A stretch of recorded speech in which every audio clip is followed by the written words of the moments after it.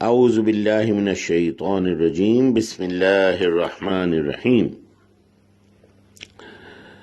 یہ جو اگلی مثال اللہ سبحانہ دے رہے ہیں وہ یہ ہے، اَیَوَدُّ أَحَدُکُم، کیا پسند کرتا ہے، ودود سے کیا پسند کرتا ہے تم میں سے کوئی ایک، ان تکون لہ جنتن، کہ ہو اس کے لیے ایک باغ، من نخیل، کھجوروں کا، وعناب، اور انگوروں کا، تجری من تحتها الانہار، جاری ہوں اس کے نیچے نہریں، لہو فیہا من کل الثمرات، اور اس کے لیے ہو اس میں ہر طرح کا، ہر طرح کا پھل، ثمرات، پھل۔ یہاں سے اب آج ہم نیا سبق شروع کر رہے ہیں۔ وَأَصَابَهُ، اصابہ پہلے بھی ہم کر چکے ہیں، اوپر سے نیچے کسی چیز کا آنا۔ یہاں پہ جو مثال دی جا رہی ہے وہ ہے وَأَصَابَهُ، اور آ جائے، أَصَابَهُ الْكِبَرُ، اس شخص پر کبر کہتے ہیں بڑھاپا، بزرگی، کبر، کبیر، اکبر، بڑا، کبریائی، یہ سب یعنی بزرگی، اس پر بڑھاپا آ جائے۔ اردو میں ہم کبر سنی، زیادہ عمر کا ہو جانا، کبر سن، یہ استعمال کرتے ہیں۔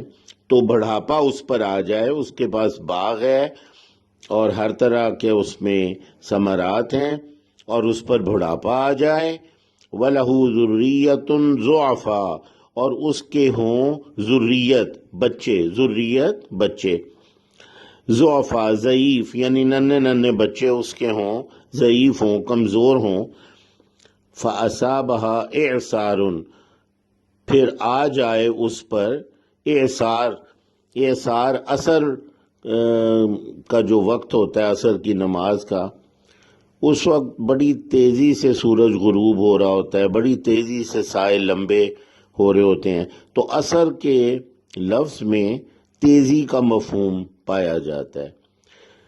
تیز ہوا کو اعصار کہتے ہیں۔ تو جو آندھی یا طوفان، تیز ہوا، بگولا، اس طرح کی جو ہوا ہو، طوفانی ہوا، اسے اعصار کہتے ہیں۔ تو یہ جو تیزی کا مفہوم ہے وہ اس میں پایا جاتا ہے۔ فَأَصَابَهَا إِعْصَارٌ، اور آ جائے اس پر، اصابہ یہ ہم پہلے بھی لفظ کر چکے ہیں، فَأَصَابَهَا، تو آ جائے اس پر بگولا، کوئی طوفان، فیہ نارن، اس میں ہو نار، آگ ہو، یعنی وہ جو طوفان ہے اس میں آگ ہو، فاحترقت، اور جل جائے وہ جو باغ ہے وہ اس طوفان سے، جس میں آگ ہے، اس سے وہ جل جائے۔ تو فاحترقت میں حرقہ جو ہے، اس کا مطلب ہے جلانا یا جل جانا۔ حرقہ جیسے برقی توانائی ہوتی ہے، اسی طرح حرقی توانائی بھی ہوتی ہے، حرارت سے، جو ہے حرارت سے، حرقہ۔ تو فاحترقت، اور جل جائے، یعنی وہ باغ جل جائے۔ اب وہ جو شخص ہے، کبر سنی کی وجہ سے، بڑھاپے کی وجہ سے، نہ تو دوبارہ یہ اس باغ کو وہ پھر سے اس کی نشو و نما کر سکتا ہے، اس کی دیکھ بھال، اور نہ اس کے بچے اس قابل ہیں کہ وہ اسے دوبارہ سے اس باغ کو بنائیں۔ تو یہ ہے اس ریاکار کا حال جو لوگوں کو دکھاوے کے لیے مال خرچ کرتا ہے، کہ اس کا نتیجہ جو ہے وہ اس شخص کے طرح ہے کہ اس کے پاس سب کچھ تھا، لیکن ایک طوفانی ہوا جس میں آگ تھی، اس نے اسے جلا ڈالا۔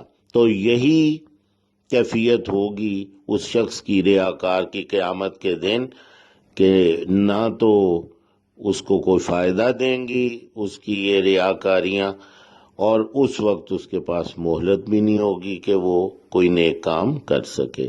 تو یہ اللہ سبحانہ نے مثال دی ہے، اور اللہ فرماتے ہیں کذالک، اس طرح، یبین اللہ، بیان سے، خوب واضح بیان کرتا ہے، یعنی خوب وضاحت کرتا ہے اللہ تعالیٰ. یبین اللہ تعالیٰ اس طرح خوب واضح کرتا ہے لکم الآیات، تمہارے لیے اپنی آیتوں کو، لعلکم تتفکرون، تاکہ تم غور و فکر کرو. اللہ اکبر. سبحانک اللہم و بحمدک، اشہد ان لا الہ الا انت، استغفرک و اتوب الیک.